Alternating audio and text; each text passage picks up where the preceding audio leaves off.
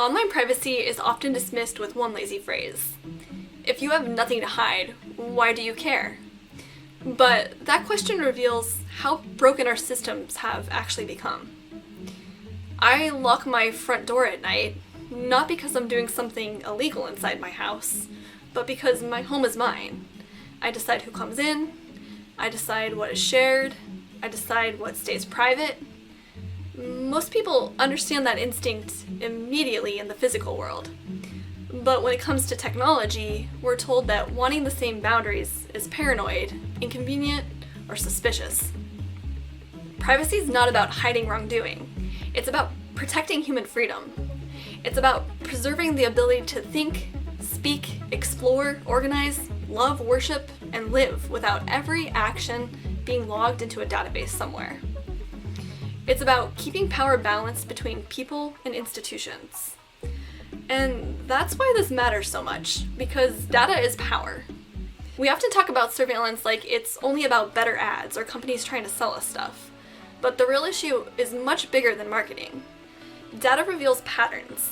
It shows where you go, who you know, what you believe, what scares you, what you search for, what your health concerns are, what communities you belong to, and what parts of yourself you might not even share publicly.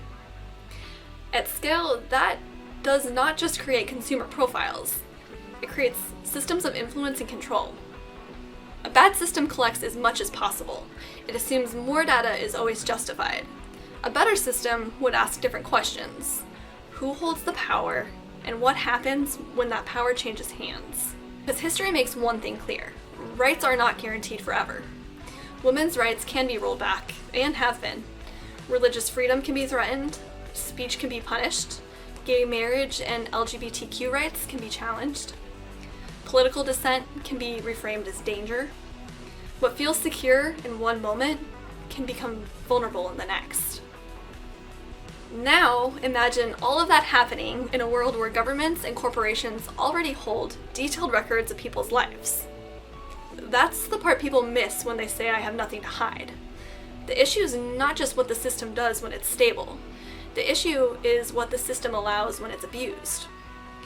A database built for convenience today can become a tool for punishment tomorrow. Data collected for advertising can be repurposed for surveillance.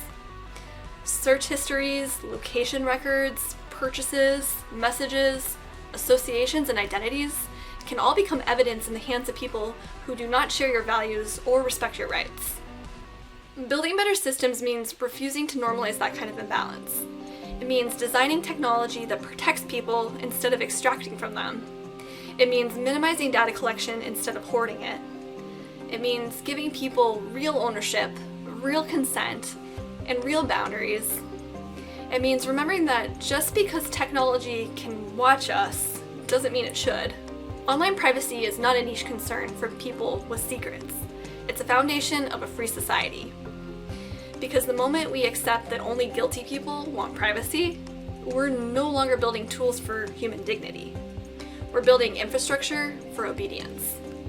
I'm Kristen from Clean Build Studio, and this is Privacy and Power, a mini-series inside Building Better Systems, where I look at the technology shaping our lives and the deeper question of who it really serves.